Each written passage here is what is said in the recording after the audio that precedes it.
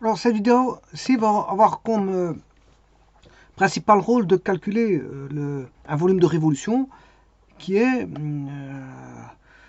la surface, enfin c'est plutôt un solide, hein, c'est ça que je voulais dire, la surface latérale d'un solide de révolution qui est le tronc de cône. Donc la surface latérale d'un tronc de cône.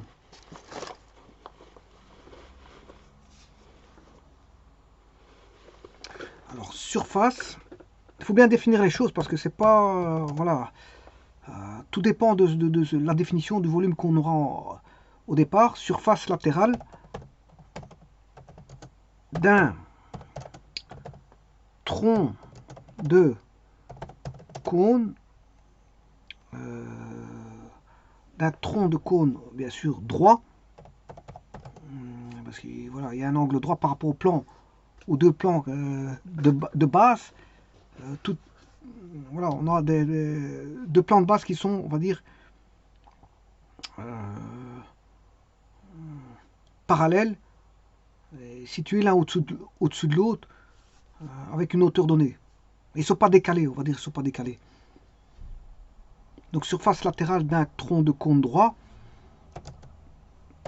Attention, c'est à base circulaire. À base circulaire. Attention à ça, c'est pas n'importe quelle base. Voilà, donc je vais calculer ceci. Bon, avant toute chose, je vais créer mon trou de cône. Je vais mettre par exemple un point. Je vais aller dans l'espace ou dans le plan. Hein. Dans le plan, c'est pas un problème. Je vais le mettre en 4, 0. Oui, 4, 0. Je vais mettre en. Non, 0, 4. 0, 4.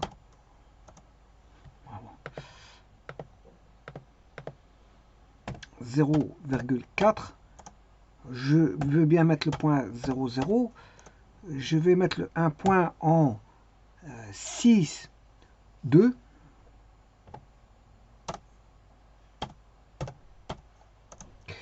Tracer un segment de droite là. Voilà, une fois que j'ai celui-ci, voilà, je vais faire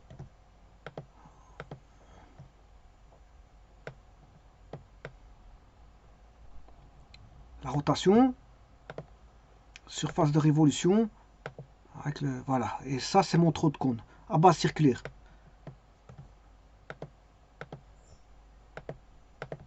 Là, vous voyez le trou de cône à base circulaire, le voici. Et donc le but c'est de trouver, de rechercher la surface latérale de ça.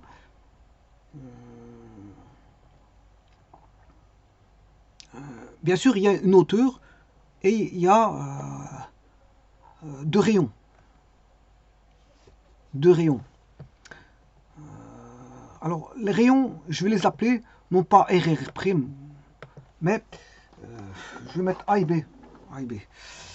Alors, ce que je appelle rayon, c'est. Bon, je viens de faire. Vous avez bien vu que j'ai pris un segment, comme ceci. Le premier rayon, il est là. Là que je vais appeler B. Le second rayon, il est là que je vais appeler A. Voilà. Et la hauteur, elle est là. H. Donc, je vais faire l'intégrale de 0 à H de la rotation de y carré dx fois pi. Non, je m'excuse, c'est pas ça, c'est pas ça, c'est pas ça parce que ça c'est pour calculer un volume. Bon, je calcule pas un volume, je calcule une surface latérale. C'est pour ça que je vous dis, il faut faire attention à ce qu'on fait. Il faut que je calcule une surface latérale. J'ai rien dit, c'est une surface latérale, donc c'est SL, c'est pas un volume. Donc ce sera 2 pi intégrale de 0 à h de f de x étant y, racine carrée de 1 plus f' de x au carré, c'est-à-dire 1 plus y' au carré dx. Alors, qu'est-ce qu'on va faire tourner? Ben, on va faire tourner un segment, mais le segment provient d'une droite là. Voilà, ça provient d'une droite. D que je peux définir. Voilà. On va dire que cette droite, bon, le y', La droite ici, elle a un coefficient angulaire. Hein. Bon, je peux le calculer à la fin. Coefficient angulaire, je peux le calculer à la fin. Donc je peux calculer par rapport à, voilà, y, ce sera mx plus p. Y égale mx plus p. Et y', il voudra m. Voilà. Bon, alors coefficient angulaire.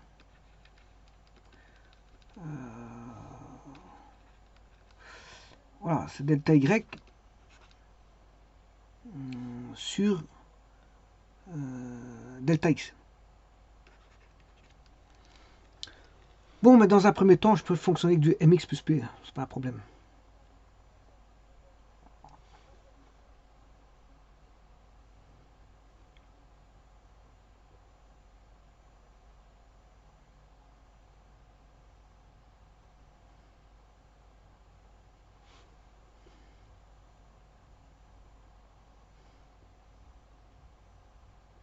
Alors, le m, je peux l'avoir, hein, parce que ici, ça c'est b, ça c'est a, delta y, c'est b moins a, b moins a, voilà, parce qu'ici c'est b0, non, c'est 0b, 0b, et celui-ci c'est 0, c'est ba, non, ab, ab, a, b. Et donc, le delta y, il vaut, non, ici c'est 0b, ouais, et l'autre c'est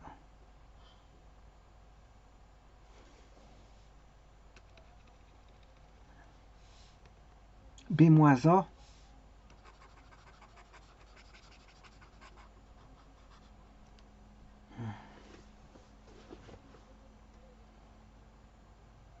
en y c'est b moins a. Delta y c'est b moins a. Ça c'est le x. Et le y qui vaut... Non, ça c'est le y, puisque c'est a. Ici c'est 0a. Et donc là c'est x égale h, ha.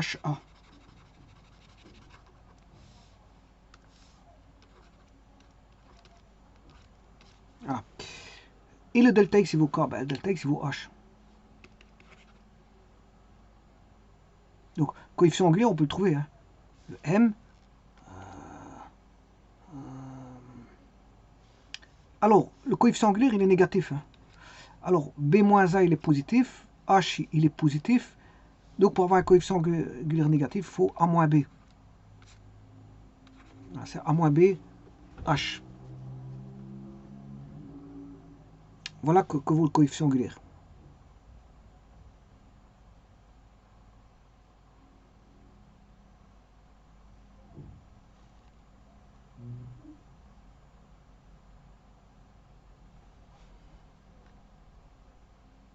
Voilà. Alors, que vaut le p? Alors ça c'est l'ordonnée à l'origine. L'ordonnée à l'origine il vaut b. Donc c'est mx plus b. Voilà, mais ici je ne vais pas trimballer à moins h plus, à moins b sur h. Hein. J'irai le chercher à la fin. J'irai le chercher à la fin pour chercher la surface latérale. Bon.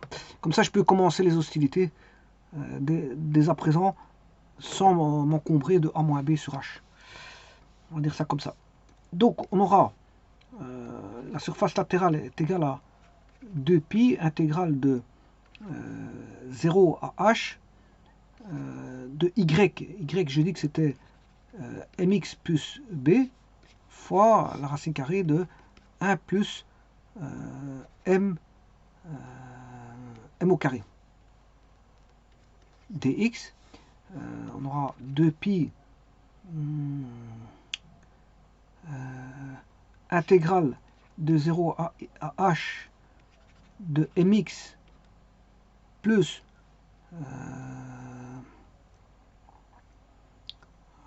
fois, je multiplie celui-ci avec l'autre, Je vais directement faire une distributivité. Bon. Ce qui fait racine carrée de 1 plus m carré dx plus l'intégrale de 0 à h de b, l'intégrale de 1 plus m carré dx.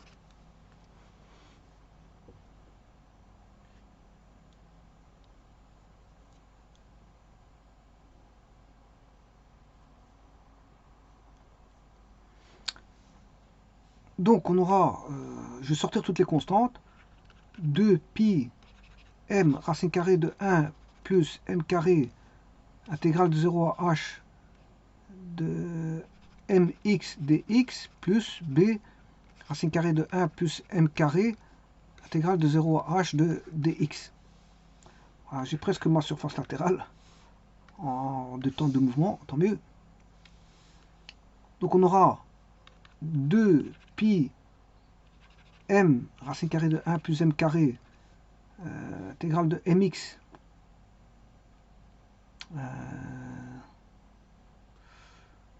1 plus mx, je sais pas pourquoi j'ai déjà un m là-bas. Qu'est-ce que j'ai fait comme bêtise? Racine carrée de 1 plus m carré mx, ouais, le m je l'ai sorti. Bon, ce m là, ouais, je l'ai sorti en constante, donc il ne doit plus être ici.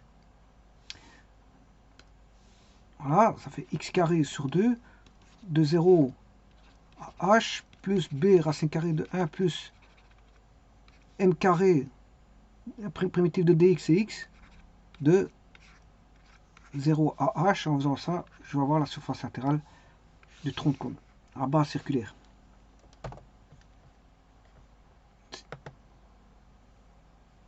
Tronc de cône.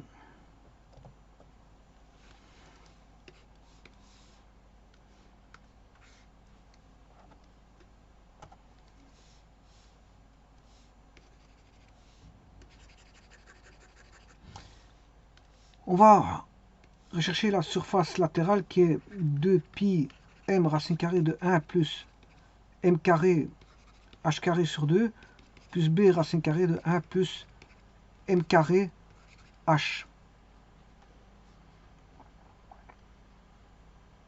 Je peux sortir le h. 2 pi h m racine carrée de 1 plus m carré h plus b racine carrée de 1 plus m carré.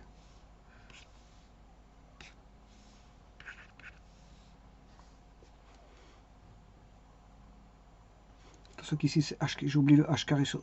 Non, ici j'ai sorti le h. Il ne reste plus que h sur 2.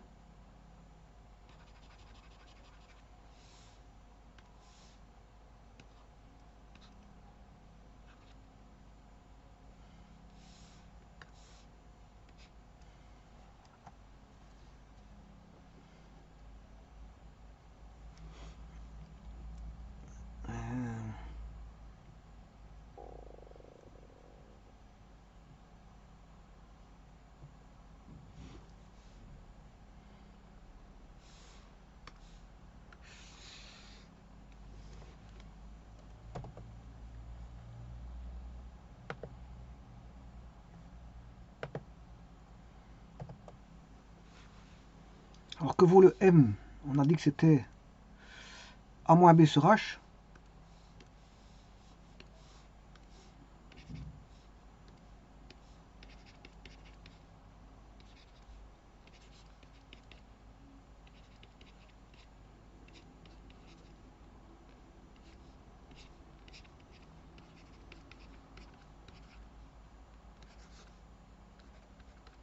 Attention qu'il est au carré a moins b sur h au carré fois 2 pi h.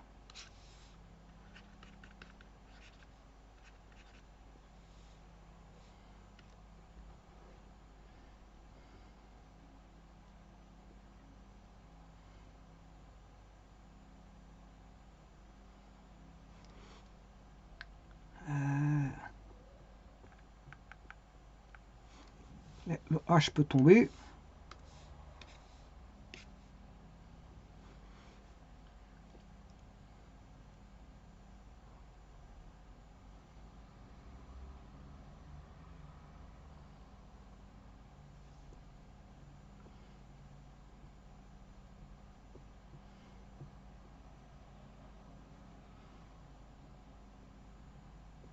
Bon, celui-là, je peux le sortir aussi. On aura 2 pi h racine carrée de 1 plus a moins b sur h au carré fois, là, il va rester plus que a moins b sur 2 plus b. Là, c'est 2b sur 2. Voilà, et 2. Donc, on va voir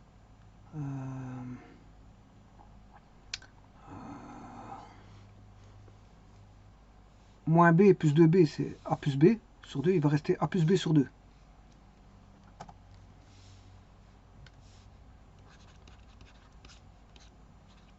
Ce 2c, je vais le faire tomber avec celui-ci. Donc, il ne reste plus que ceci.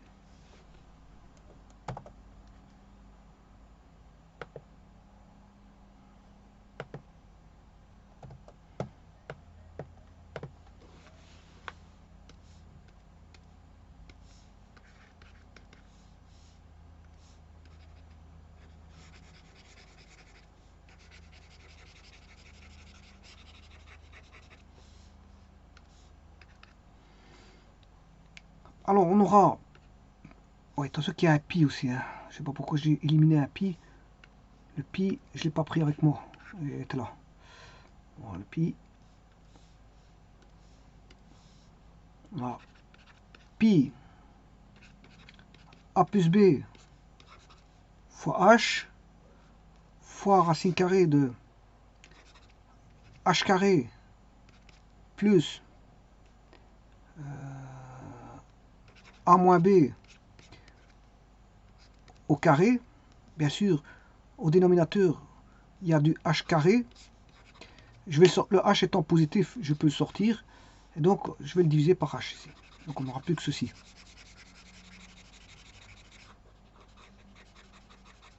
Donc, les h vont tomber. H sur h tombe.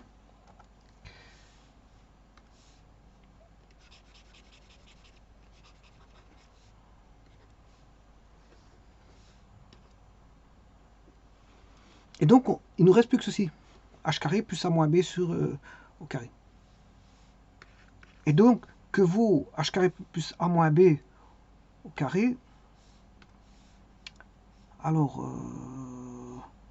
h carré, on a un triangle ici. A moins b, c'est ceci. Donc, on aura la longueur ici, c'est la longueur là. La longueur du segment ici fait L.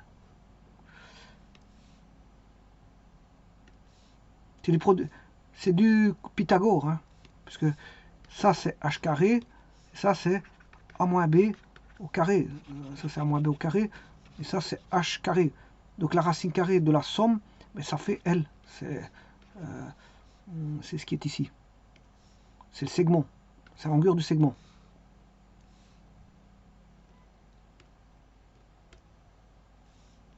C'est la longueur du segment. Donc si on connaît la longueur du segment, ah,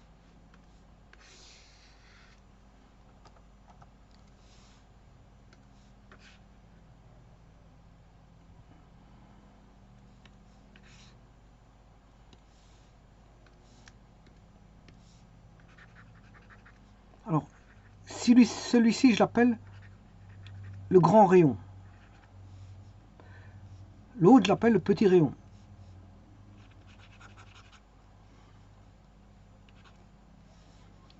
La longueur, elle va de là à là. La longueur de tronc de cône. Et donc, on aura la surface latérale. Bien sûr, la hauteur, elle est là, du tronc de cône. On aura pi fois a plus b. Alors, a plus b, c'est le grand rayon plus le petit rayon. Le grand rayon plus le petit rayon, a plus b, fois L. Ou en d'autres termes, c'est pi grand rayon plus petit fois le grand rayon plus petit rayon fois L. L étant la racine carrée de h carré plus le grand rayon moins le petit rayon au carré.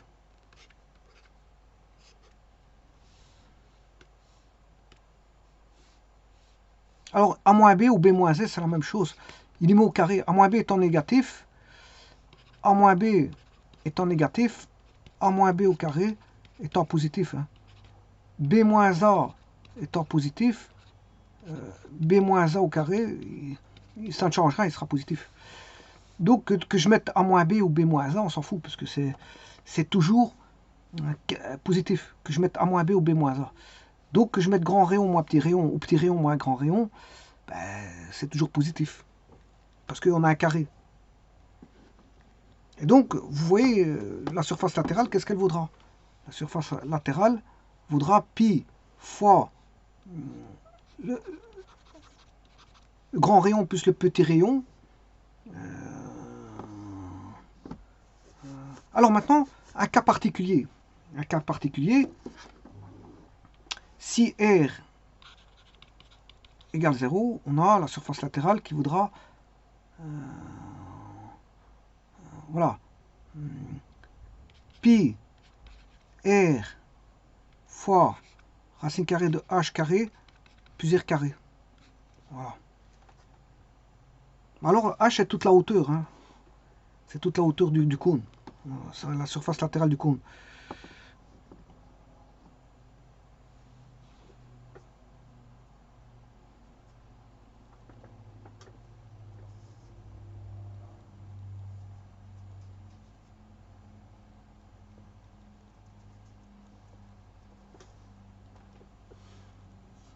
Donc vous reconnaissez la surface latérale d'un cône pi r fois racine carrée de h carré plus r carré si r vaut 0. C'est un cas particulier. On a tout le cône. Je vous remercie.